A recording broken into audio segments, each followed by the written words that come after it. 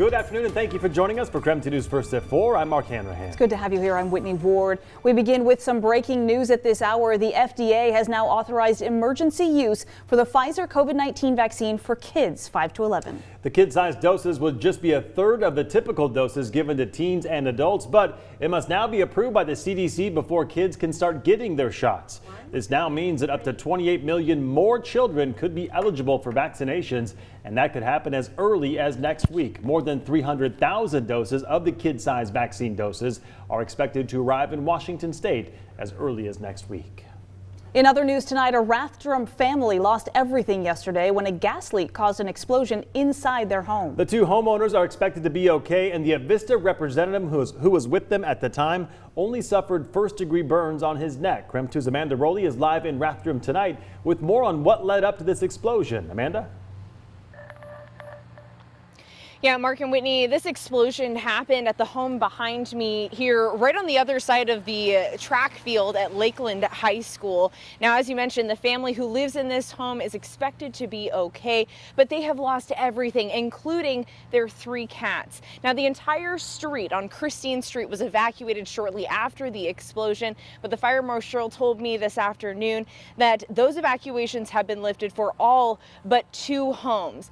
Now, take a look at this video. A neighbor here in the area sent me this video of the gas leak before the explosion happened. Some people initially mistook the cloudy mist as a sprinkler going off. Now, according to Northern Lakes Fire Marshal Tyler Drexel, a contractor working for Ziply Fiber was running ground fiber in the area.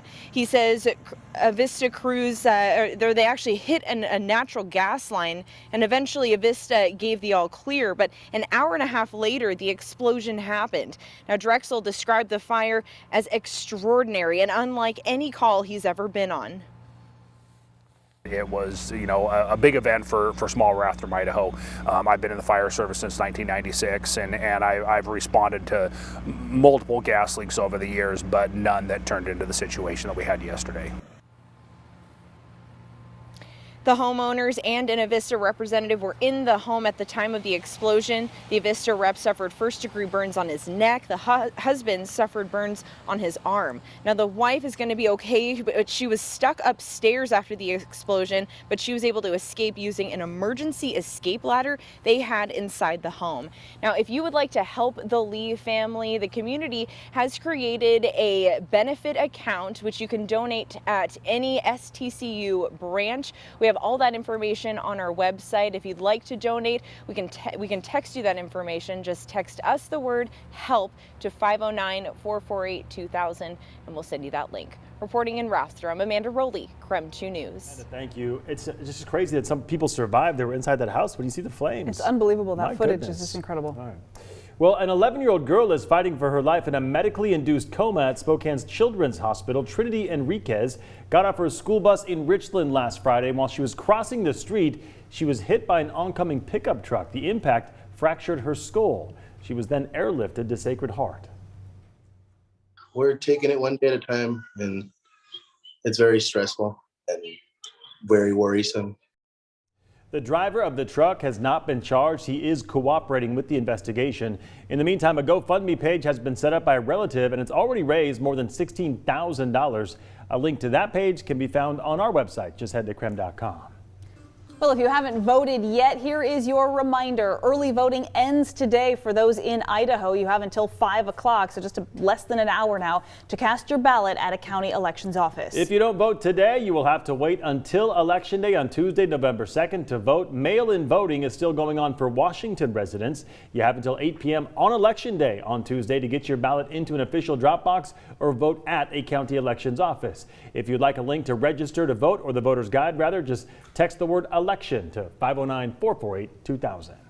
Well, it certainly started as a very cold, wet morning. That rain was really coming down, but now the rain has ended, the clouds parted, and the sun came out. Yeah, just in time for the weekend, right? Meteorologist Michelle Boss joining us now. Michelle, a lot of folks going to high school football games tonight. What's that looking like? It's looking a lot better than it did early this morning, where it really was a pretty wet day, but things are drying out. We do still have a few lingering showers. We'll look at radar in just a second, but take a look at some of these impressive rainfall totals. 3,400s at the Spokane Airport. Moses Lake, not quite as much, 1,200s there. Pullman, nearly 0.6 of an inch. range. Sandpoint 6400s and Coeur d'Alene 5400s. That's as of 2 o'clock. We may have a few more sprinkles to add to that, but most of the heavy rain for most of the inland northwest is coming to an end. So as we take a look at radar, you can see that drying trend from west to east, though we still do have a couple of showers, even a couple of lightning strikes reported in the last hour across portions of northeastern Washington, just east of Deer Park out towards Spirit Lake. But those showers are starting to wind down and push off to the east again. Things will be drying out for this evening. Currently, temperatures are in the 50s for the most part, but kind of chilly where they're still seeing that rain. Deer Park 40 degrees, Sandpoint 46, but where they've seen a little sun,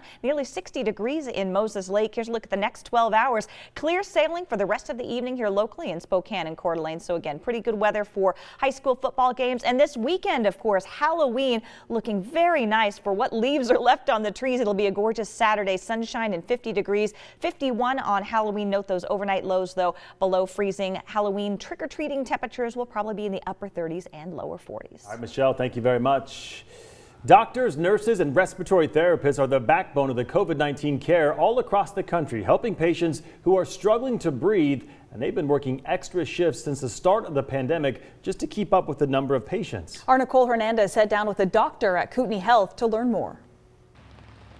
That's right. So talking with Dr. Tim Lewis really was quite eye-opening. You know, we hear about how serious COVID-19 can get as a virus, but Dr. Tim Lewis sees it every single day.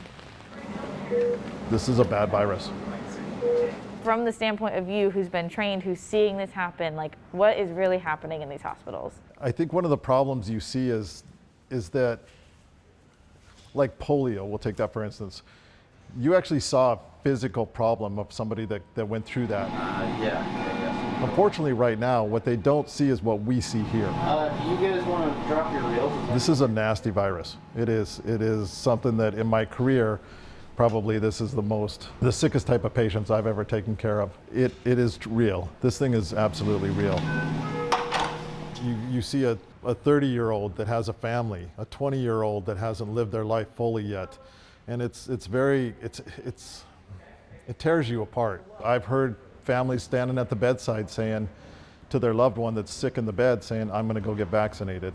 I'm gonna go take it because I now see what's happening. People are making their choices. They're choosing which line to step on. As long as that continues to happen, we will continue to have patients in here. So we continue to pick up shifts. We continue to work extra. What the bigger picture is we have to be able to be there. And I'll keep repeating it over and over again. Our job is to be there for the community. How many patients are you guys seeing every day? There's a ton of, a lot. We see a lot.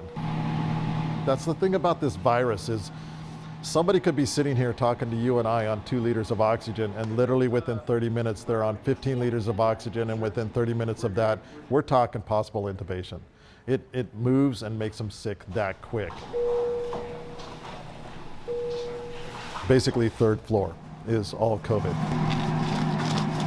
It's taken an impact on the whole facility itself on normally what it would be doing. You got wedges or just regular pillows? I think we just have the pillows. Yeah. You know, the more I talk about it, I'm sitting here thinking this sounds like a battle zone. And in a sense, it honestly is. We're dealing with sick patients here. And you hope and pray that you can get everybody out, knowing in reality, you probably won't. Now, one of the reasons we did this story specifically this week is because it is Respiratory Therapist Appreciation Week. Dr. Lewis says that a quick thank you to your doctors and nurses that are working long hours will really go a long way. In Coeur d'Alene, I'm Nicole Hernandez. And while Idaho is starting to see COVID case numbers plateauing across the state, cases continue to climb in North Idaho. Panhandle Health has reported more than 1,700 new COVID cases just in the last week, which is a huge increase over the previous week when it was 1,200 new cases reported. Now, Panhandle Health also reporting a big spike in COVID deaths. So on October 7th, just a few weeks ago, they were reporting 500 deaths from the virus so far. And then 3 weeks later, that almost climbed to 100 new deaths. As of today, 594 people in the Panhandle have died from COVID-19. Now, data also shows that vaccine rates in North Idaho continue to lag behind the rest of the state and the nation. 44% right now in the Panhandle Health District are fully vaccinated, which is the lowest vaccine rate of the state's 7 different health districts. Statewide, it's more than 57% who are fully vaccinated. North Idaho hospitals, though, in the meantime, continue to operate under crisis standards of care, which means they are rationing healthcare resources. Coming up after the break tonight, a traveling autopsy show that was scheduled for Seattle. What our sister station there found during a hidden camera investigation on a pay-per-view event that was heading to Seattle. And a little later on in the newscast, if you missed the Northern Lights last time, you'll have another opportunity coming up soon. More on that later in the broadcast.